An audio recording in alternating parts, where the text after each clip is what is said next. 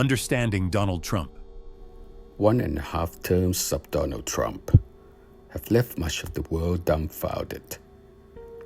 Despite enormous criticism, his tenacity has not subsided.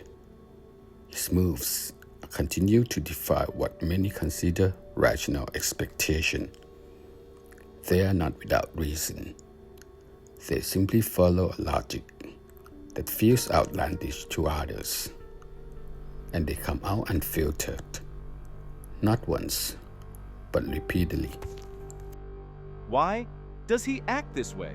Some assume hidden political agendas, financial advantages for allies, or calculated bait for a larger objective. But when the pattern is constant across issues, it is more plausible that the root lies in psychological disposition rather than short-term strategy. Among his perplexing behaviors, 3 stand out the most. First, he swiftly changed positions. Second, his broad opposition to many generally held worldviews. And third, his persistence in defending ideas that are widely rejected. All of this stem from a deeply held personal worldview. In his framework, they are right, true, and fair. To many others, they do not ring true at all.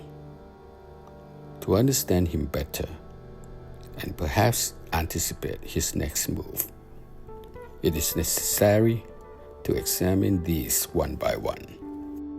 First, consider his swiftly changed positions. With social media and executive authority at hand, reversals appear frequent and highly visible. He often acts or speaks first, absorbs the reaction later, and adjusts course accordingly. Words or policies can emerge half-formed, refined, only after public feedback. In a business setting, with limited stakeholders, that style may be manageable, but as leader of the most influential country in the world, even a simple order creates complex global reverberations. What looks like inconsistency may instead be speed overpowering deliberation. Second, examine his opposition to ideas that many consider global common sense.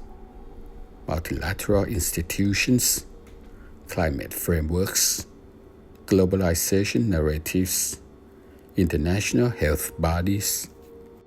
To understand this, it helps to see that conflict requires an opponent.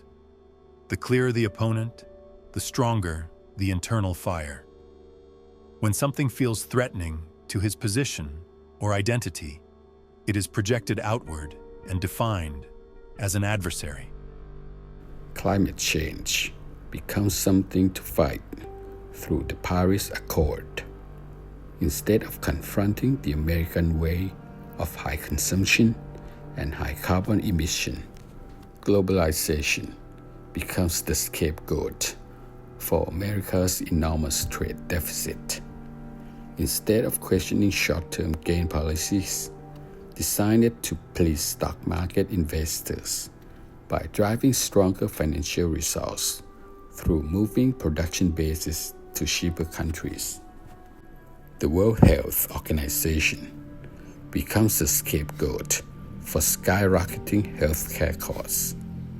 Instead of addressing unhealthy eating habits and systemic issues within the country itself.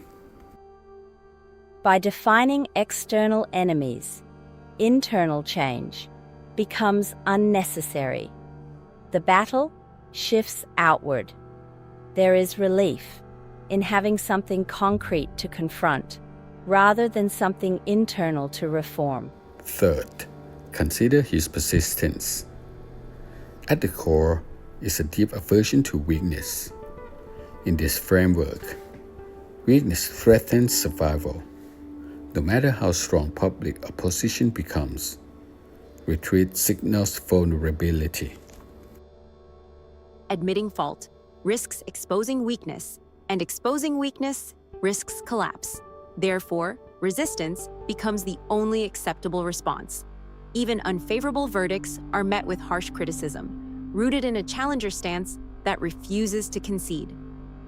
On top of these three characteristics, there is a clear contrast with previous presidencies.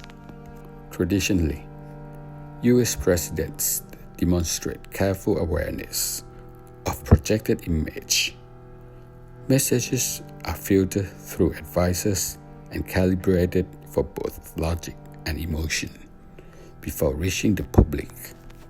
In contrast, Trump's communication often appears to move directly from private thought to public platform, sometimes late at night, bypassing traditional public relations structures. There are advantages and disadvantages. The tone can be abrasive and volatile, yet the absence of polish conveys authenticity. That no-frill character is part of what propelled him to the top.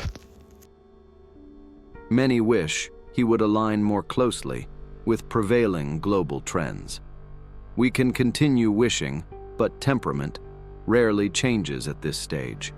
Instead of expecting him to conform to the broader world, it may be more useful to understand the internal logic driving him. After all, he was elected by the American people through one of the most transparent electoral systems in the world. If we want to anticipate what he will do next, understanding that logic is more practical than hoping it disappears. It is better to be feared than loved, if you cannot be both.